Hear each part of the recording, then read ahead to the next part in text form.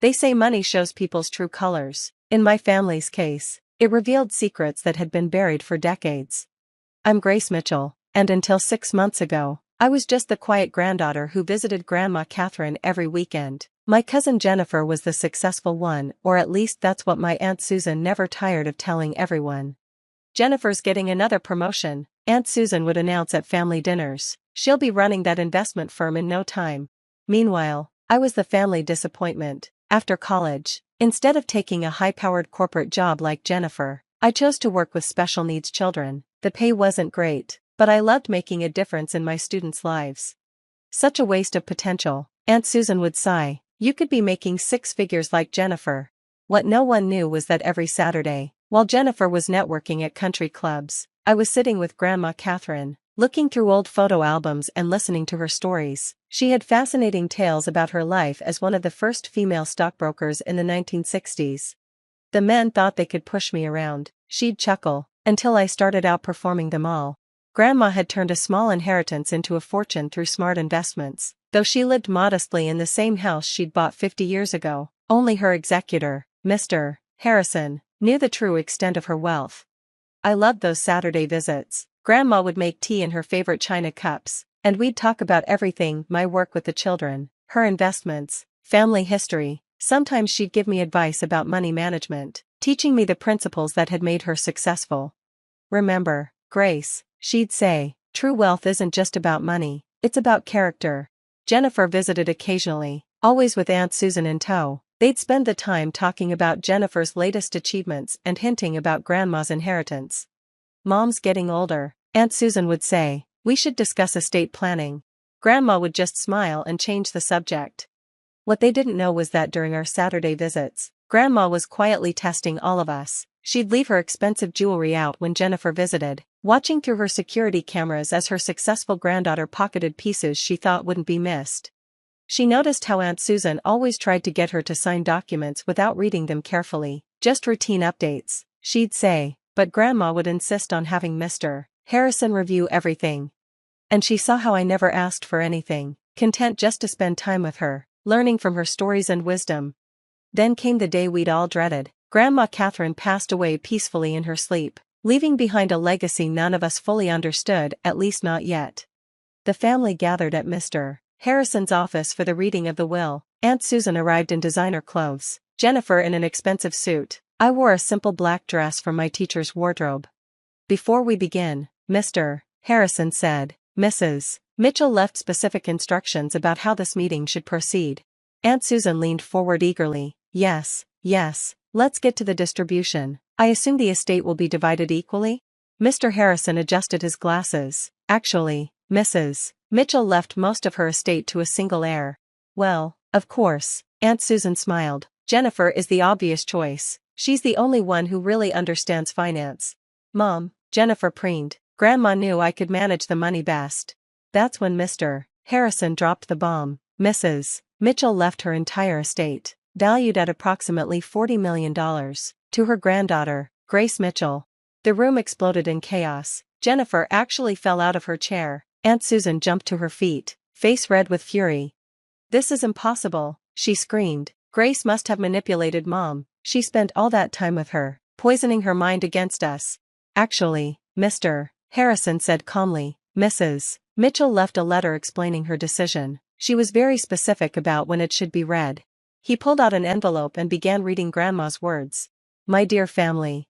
If you're hearing this, then the truth about my estate has just been revealed. I know this may come as a shock to some of you, but my decision was made with great care and consideration. For years, I've watched and tested all of you. I saw how Jennifer stole my jewelry, thinking I wouldn't notice. Yes, dear, those missing pieces are all documented on my security cameras. I saw how Susan tried repeatedly to get me to sign away my assets through routine paperwork that would have left me penniless. And I saw Grace, who never asked for anything except my time and stories, who used what I taught her about investing to start a small scholarship fund for her special needs students, never telling anyone it was her own money making it possible. You see, I didn't build my fortune by being naive. I've had cameras in my house for years. I've kept records of every visit, every conversation, every attempted manipulation. Mr. Harrison has copies of everything, including footage of Jennifer stealing and Susan's attempted fraud. But the final test came 3 months ago. I secretly divided $100,000 between 3 charity accounts, one in each of your names. I wanted to see what you would do with money you thought no one knew about. Jennifer, you immediately transferred your portion to your personal account. Susan, you tried to access Grace's portion using a forged power of attorney. And Grace? She donated her portion to the Children's Hospital, anonymously. You all showed me exactly who you are, Jennifer and Susan. You proved that no amount of money would ever be enough for you. You'd keep taking, keep wanting more, keep trying to manipulate others for personal gain. But Grace proved that she understands what real wealth means, not just having money, but using it to make the world better. She has the character and wisdom to handle this inheritance responsibly. So yes, I'm leaving everything to Grace, and before anyone considers contesting this decision, Mr. Harrison has extensive documentation of everything I've mentioned. Any legal challenge will result in all of this evidence becoming public record. Additionally, I've instructed Mr. Harrison to turn over evidence of Jennifer's thefts and Susan's attempted fraud to the authorities if they attempt to contest the will or harass Grace in any way. Jennifer, Susan, I love you, but I cannot reward your behavior. Perhaps this will be the wake-up call you need to reevaluate your priorities. Grace, I know you'll use this inheritance wisely. You already understand that true wealth lies in how you help others, not in what you own. With love and clear-eyed wisdom, Grandma Catherine. As Mr. Harrison finished reading, Jennifer fainted dead away. Aunt Susan stood frozen, her face ashen as she realized how completely her manipulations had backfired. I sat quietly, tears rolling down my cheeks, missing Grandma more than ever. She'd seen everything, understood everything, and had orchestrated this moment to teach our family a final lesson about character and consequences. Mr. Harrison handed me another envelope. Private instructions, he said quietly, to be read when you're alone. Aunt Susan found her voice. This isn't over. We'll contest dash. I wouldn't advise that. Mr. Harrison interrupted. The evidence Mrs. Mitchell gathered is quite extensive. Would you like me to play some of the security footage now? Susan grabbed her still unconscious daughter and fled the office. Later that night, in the privacy of my apartment, I read Grandma's private letter. She'd left detailed instructions about managing the inheritance, along with personal messages about each of her investments, but it was the last paragraph that meant the most.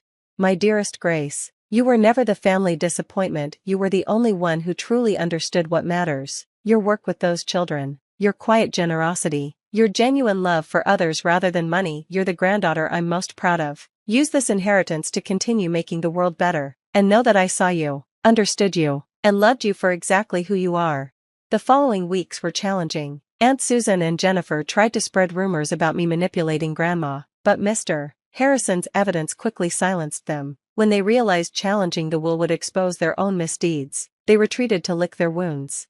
I kept my job teaching special needs children, but now I had the resources to do more. I established a foundation in Grandma's name, providing educational opportunities for disadvantaged children. The scholarship fund I'd been running in secret became a major program, helping dozens of students instead of just 2 or 3.